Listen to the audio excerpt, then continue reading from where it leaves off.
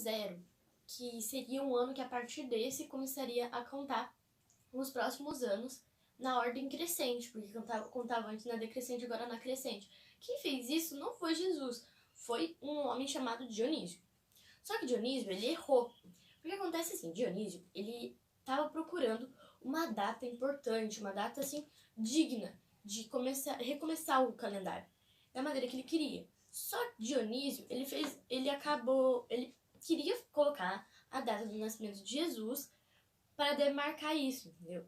E ele quase acertou a data do nascimento de Jesus. Ele teve apenas um pequeno erro. Dionísio foi muito estudioso para poder acertar isso, obviamente. Através de registros históricos e tal, para saber que data Jesus nasceu, ele acabou errando. Por quê? Segundo Dionísio, nós temos agora o nosso calendário. Tanto que a gente fala, 4, 5, 6, 7, 10 antes de Cristo, a gente vai falando assim, certo? Se você pegar na história, nós vamos ver como data da morte de Herodes, aquele rei que ficava perseguindo Jesus quando ele tinha nascido, nós vamos ver como data da morte dele 4 antes de Cristo. Mas como é que ele vai ter morrido 4 anos antes de Jesus nascer, se na Bíblia é dito que Jesus ele foi perseguido por Herodes? Esse teria sido um pequeno erro de Dionísio, entendeu?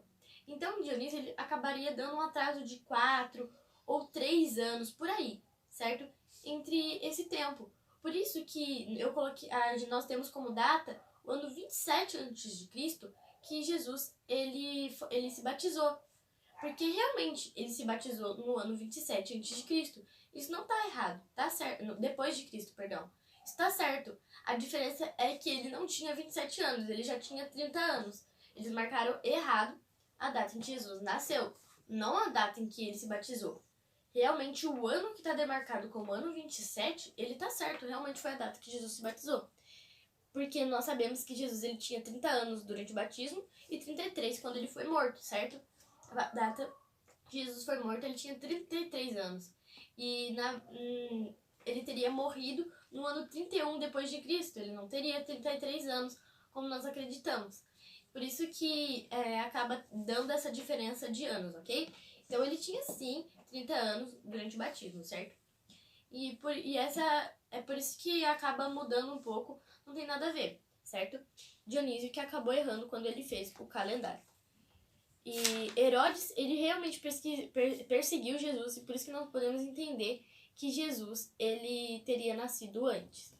Então aqui, para terminarmos, acontece isso, Jesus, então aqui, nessa data aqui, eu acho que não tá dando para enxergar muito bem para vocês, mas avisando que aqui tá escrito ano 27, tá?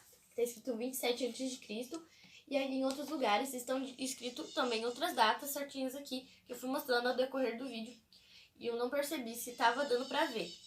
Aqui tá escrito 27 depois de Cristo, que é o final das 62 semanas. Jesus aqui não tinha 27 anos, ele tinha 30 anos realmente, tá? Durante o batismo dele. Só tá demarcado errado por causa de que Dionísio errou mesmo na hora de fazer as datas. Então vamos terminar aqui, vamos fazer uma recapitulação para nós termos certeza que nós entendemos tudo. Apenas falando nós só vamos fazer a recapitulação mesmo do verso 25. Sabe e entende. Desde a saída da ordem para restaurar e para edificar Jerusalém, ano 457 a.C., é a data do decreto de restauração de Jerusalém, até ao ungido, ao príncipe, 7 semanas e 62 semanas. Quando fala aqui, ele está falando que as praças e as circunvalações se edificarão, mas em tempos angustiosos. Está dizendo, então, que as praças as circulações vão se restaurar, restauração de Jerusalém, anos 408 a.C. Se passou aí 7 semanas. Começou as 62 semanas. As 62 semanas acaba no ungido. Fala aqui. Até ao ungido, ao príncipe, 7 semanas e 62 semanas. Então, até o batismo de Jesus, ano 27 depois de Cristo. Daí começa mais uma semana que tem que se passar. Passa essa uma semana, nós chegamos no apedrejamento de Estevão, que é onde fala que ele fará firme. Tá, aqui fala que sobre a asa das abominações virá o assolador, até que a destruição que está determinada se derrame sobre ele. É o apedrejamento de Estevão, e o evangelho sendo levado aos gentios no ano 34 depois de Cristo. No meio da semana, ano 31 depois de Cristo, a crucificação de Jesus, que é onde faz cessar então a oferta de manjares e o santuário, certo? Espero que não tenha restado nenhuma dúvida a respeito disso, porque pra mim essa é a parte mais complicada, inclusive. Aqui, vamos ver se resta alguma dúvida. Eu gosto de sempre, nos meus estudos, tentar colocar aqui o máximo de dúvidas que vocês podem ter, eu já responder, para não acabar tendo nenhum problema a respeito disso. Uma dúvida que eu acho que vocês podem ter é assim, fala que 490 anos, 70 semanas, elas seriam determinadas, então, sobre o povo de Deus, o povo de Jerusalém. Quando fala que seriam determinadas, é que Deus ele não fez assim, ele não pegou, pensou, eu vou então agora fazer com que 70 semanas, no caso de 490 anos, eles sofram. Não era isso, gente. Quando fala determinados, o sentido da palavra é separados. Ou seja, quer dizer que Deus ele já sabia que ele teria que escolher um povo, diferente dos israelitas como seu povo especial.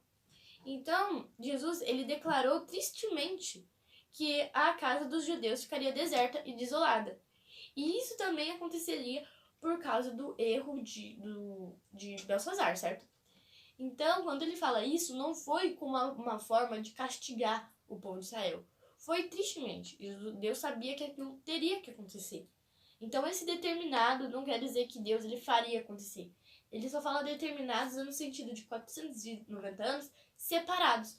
Por isso também no sentido da profecia, são 490 anos separados dos 1810 que terminam a profecia dos 2.300 anos ao todo, certo? Então, lembrando isso. E eu acho que não tem mais nenhuma dúvida que possa restar pra gente. Nós já tiramos todas as dúvidas. Eu quero fazer uma oração agora pra gente poder encerrar aqui. E só lembrando agora as duas datas sobre a profecia das 2.300 tardes e manhãs. Eu falei um pouquinho dela no episódio passado que nós vimos.